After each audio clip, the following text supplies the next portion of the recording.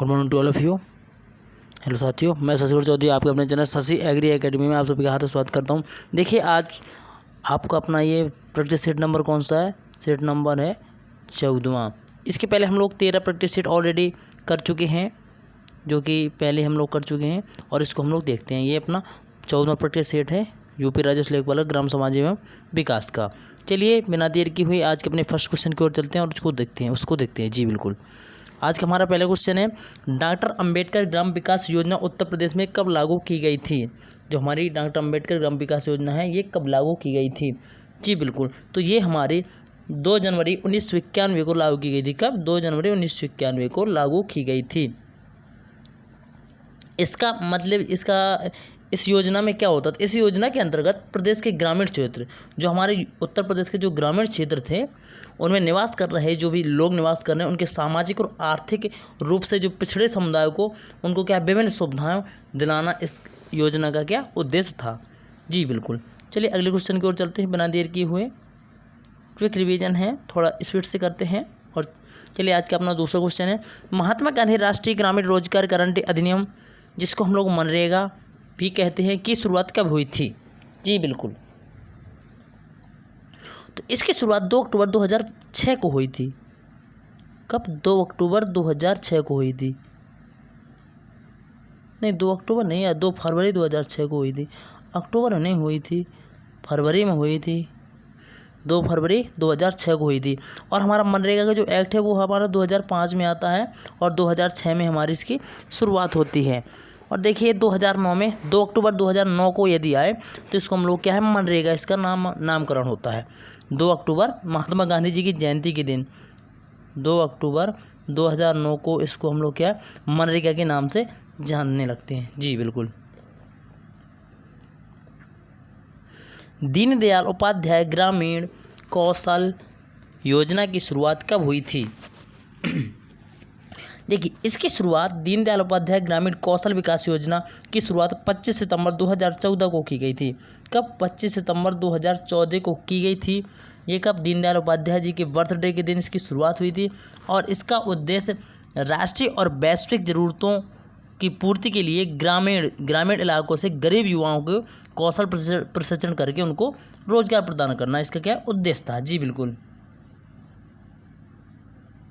मनरेगा की शुरुआत 2 फरवरी 2006 को कहाँ से हुई थी?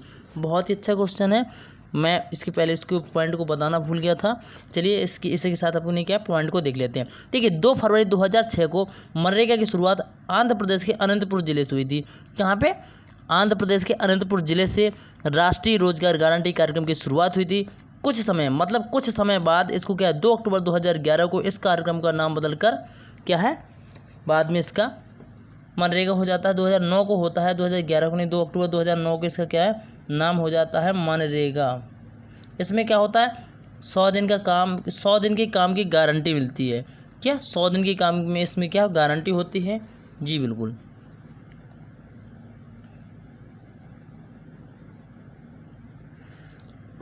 भारतीय नवकरणीय ऊर्जा विकास एजेंसी की स्थापना कब की गई है? तो ये हमारे 1987 में की गई है। कब? 1987 में हुई है। जी बिल्कुल, और 1987 में ही विश्व बैंक की सहायता, इसकी क्या है, 1987 में ये विश्व बैंक की सहायता से इसकी स्थापना हुई थी। विश्व बैंक की सहायता से इसकी स्थापना की गई थी। जी, सोयाबीन में प्रोटीन की प्रतिशतता कितनी होती है? जो हमारा सोयाबीन है, इसमें प्रोटीन की प्रतिशतता कितनी होती है? तो देखिए, सोयाबीन में प्रोटीन की प्रतिशतता 50% होती है। कितनी? 50% तक होती है। देखिए, इसमें क्या होता है, 42% प्रोटीन, कितनी? 42% से 50% तक क्या प्रोटीन होती है। 22% ऑयल होता है, जिसको हम लोग तेल बोलते हैं, और 12% नमी होती है, जिसको हम लोग मॉइस्चर बोलते हैं, और 5% हमारी भस्म होती है। इतना सोयाबीन में क्या है, ये पोषक तत्व पाए जाते हैं। ये क्या, सोयाबीन हमारी क्या है, दलहनी फसल है। इसका बॉटनिकल नेम ग्लाइसिन मैक्स है। जी, तो क्या 42 से 50% तक इसमें क्या है, प्रोटीन की मात्रा पाई जाती है। क्षारीय मृदाओं में सुधार लाने के लिए उपयुक्त रसायन कौन सा है? देखिए, जब हम लोग क्षारीय मृदाओं को सुधारते हैं तो उसमें किस चीज़ का प्रयोग किया जाता है? तो देखिए, क्षारीय मृदाओं को सुधार के लिए हम लोग पायराइट्स का प्रयोग करते हैं। किसका? पायराइट्स का प्रयोग करते हैं। इसमें क्या होता है? 23% कैल्शियम और 18.5% सल्फर होता है। जी,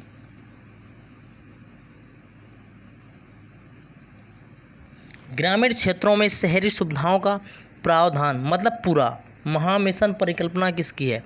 जो पूरा एक योजना थी, ये परिकल्पना किसकी थी? ये हमारे राष्ट्रपति रह चुके हैं डॉक्टर APJ अब्दुल कलाम जी की ये परिकल्पना थी। इनका पूरा का उद्देश्य ये था कि जो ग्रामीण क्षेत्र हैं, ग्रामीण क्षेत्रों में शहरी सुविधाओं का प्रावधान करना। जो हमारे भारत के ग्रामीण क्षेत्र हैं, इनमें शहरों जैसी सुविधा उपलब्ध कराना, ये पूरा का क्या एक उद्देश्य था। ये हमारे किसने, ये संकल्पना हमारी डॉक्टर APJ अब्दुल कलाम जी ने बुनी थी। जी बिल्कुल। इंदिरा आवास योजना की शुरुआत कब की गई थी? जो हमारी इंदिरा आवास योजना है, इसकी शुरुआत 1985-86 में की गई थी। कब? 1985-86 में की गई थी। जी बिल्कुल। आकार के आधार पर सीमांत जोतों का आकार क्या है? देखिए, सीमांत जोतों का आकार के आधार पर तो हम इसको 1 हेक्टेयर से कम होते हैं, उन्हें हम सीमांत जोत कहते हैं। सीमांत जोत 1 हेक्टेयर से कम को सीमांत जोत कहते हैं।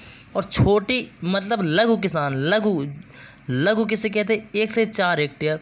जिसके पास में 1 से 4 हेक्टेयर हो, ये लघु किसान हो जाएंगे। कौन से? लघु हो जाएंगे। जी। और मध्यम होते हैं 4 से 10 हेक्टेयर। जिनके पास 4 से 10 हेक्टेयर होती है, उनको कहते हैं मध्यम किसान। और बड़ी जोत वाले होते हैं जिनके पास 10 हेक्टेयर से अधिक भूमि हो, उन्हें कहते हैं बड़ी जोत वाले किसान। जी, देखिए, वैसे 4 प्रकार में बांटा गया: सीमांत किसान, लघु किसान और मध्यम किसान और बड़े किसान। मैं आपको बता चुका हूँ। सीमांत होते हैं जिनके पास में 1 हेक्टेयर से कम भूमि होती है, और लघु किसान 1 हेक्टेयर से 4 हेक्टेयर भूमि के मध्य होते हैं। और हमारे जो मध्यम किसान होते हैं, देखिए, सीमांत में हम लोग चलते हैं 1 से कम की ओर। इधर 1 से 4 चलते हैं, इधर 4 से 10 चलते हैं, इधर 10 हेक्टेयर से अधिक। ये होते हैं बड़े किसान, ये होते हैं मध्यम, ये होते हैं लघु और ये होते हैं सीमांत। तो देखिए, जो हमारे सीमांत किसान हैं, इनकी 15% मात्रा है। कितनी? 15%। और जो हमारे लघु हैं वो 41% हैं, और जो हमारे मध्यम है वो 27% हैं, और जो हमारे दीर्घ किसान हैं बड़े वाले, वो 17% है। जी। आकार के आधार पर सर्वाधिक जोतें किस प्रकार की हैं? तो देखिए, आकार के आधार पर ये सबसे ज़्यादा जो जोतें हैं वो किस प्रकार की हैं, ये बताना है। सबसे ज़्यादा जोतें किस प्रकार की हैं? तो देखिए, आकार के आधार पर सबसे ज़्यादा जोतें 41% लघु जोतें हैं, जिनको हम लोग क्या छोटी जोतें बोलते हैं, वो हैं। तो हम क्या, तीसरा ऑप्शन राइट होगा, क्योंकि इनकी संख्या 41% होती है। जी। भारत में राष्ट्रीय बीज निगम स्थापित किया गया था। जो हमारे भारत में राष्ट्रीय बीज निगम की स्थापना कब हुई थी?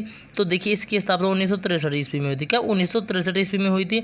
और 1969 ईस्वी में राज्य फार्म निगमों की स्थापना की गई थी। जी। बंची टॉप रोग किस फसल से संबंधित है? जो बंची टॉप रोग है वो किस फसल से संबंधित है? तो ये हमारा केला में होता है। किसमें? केला में होता है। यह एक वायरस जनित बीमारी होती है। इसमें पत्तियों का आकार, जो पत्तियां होती हैं केले की ना, केले की पत्तियां होती हैं, उनका आकार बहुत छोटा होकर गुच्छे के रूप में परिणत हो जाता है। इसको गुच्छा रोग भी कहते हैं। ये पत्तियां क्या गुच्छे का रूप बना लेती हैं। जी। तो ये क्या केले में पाया जाता है। काली मिट्टी का काला रंग किसकी उपस्थिति के कारण होता है? तो देखिए, काली मिट्टी का काला रंग गोबर की खाद की अधिकता के कारण होता है। किसके?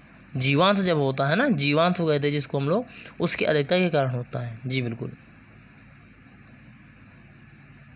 बीज बैंक को कब स्थापित किया गया? मतलब सीड बैंक होती है जो, इसे कब स्थापित किया गया था? तो इसको 1999 से 2000 ईस्वी में स्थापित किया गया। जी। राष्ट्रीय ग्रामीण आजीविका मिशन किस मंत्रालय द्वारा संचालित कार्यक्रम है? तो ये हमारा ग्रामीण विकास मंत्रालय द्वारा संचालित कार्यक्रम है। इसके तहत 2021-22 में 10 करोड़ निर्धन ग्रामीणों को क्या है, स्वयं सहायता समूह के जरिए उनको रोजगार प्रदान करना, ये क्या इसका लक्ष्य है जी।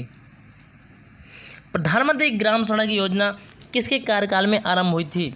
तो देखिए, प्रधानमंत्री ग्राम सड़क योजना 25 दिसंबर 2000 ईस्वी को प्रधानमंत्री अटल बिहारी वाजपेयी के शासनकाल में शुरुआत हुई थी। यानी कि प्रधानमंत्री अटल बिहारी वाजपेयी के शासनकाल में शुरुआत हुई थी।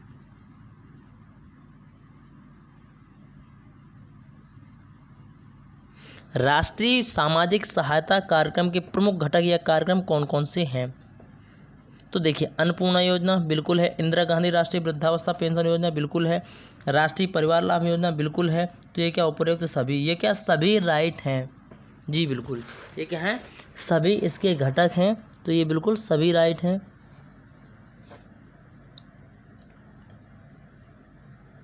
ग्रामीण विकास विभाग कब अस्तित्व में आया था? जो हमारा ग्रामीण विकास विभाग है ये कब अस्तित्व में आया था? तो देखिए, अक्टूबर 1974 को अस्तित्व में आया था।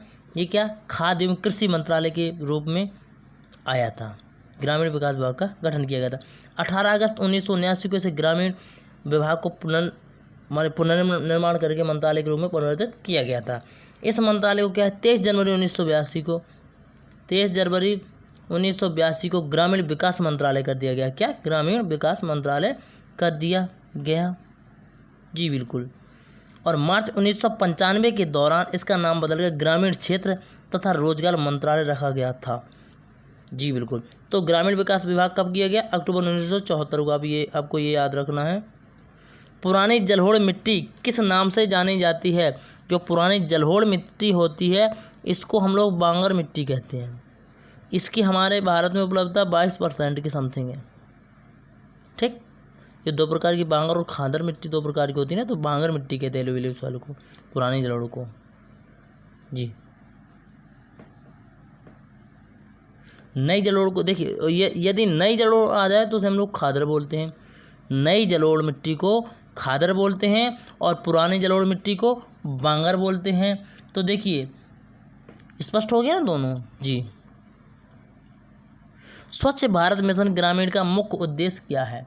तो स्वच्छ भारत मिशन ग्रामीण का मुख्य उद्देश्य ग्रामीण क्षेत्रों में स्वच्छता से संबंधित जागरूकता पैदा करना है। किससे? स्वच्छता से संबंधित जागरूकता पैदा करना, स्वच्छता से संबंधित जागरूकता पैदा करना है जी।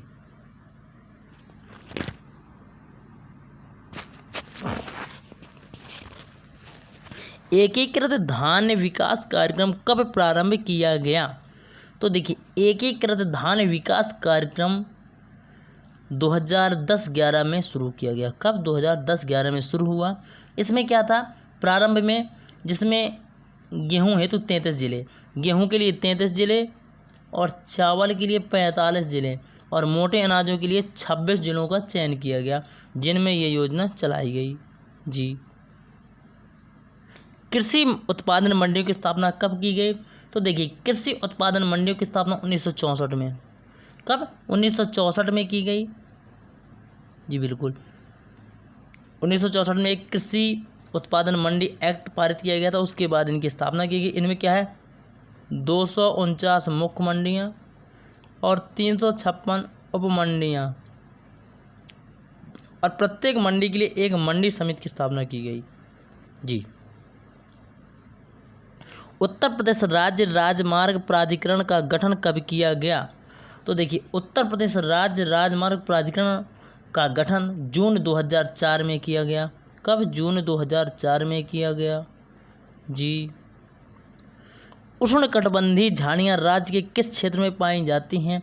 तो उष्णकटिबंधीय झाड़ियाँ राज्य के दक्षिणी भाग में पाई जाती हैं। कहाँ पर? दक्षिणी भाग में पाई जाती हैं। यहाँ औसत वार्षिक वर्षा 50 से 75 सेंटीमीटर होती है और इनकी साधारण ऊंचाई 5 से 10 मीटर के समथिंग होती है। तो साथियों, आप हमारे वीडियो को ज़्यादा से ज़्यादा वॉच कीजिए और शेयर कीजिए। Thanks for watching. Vande Mataram.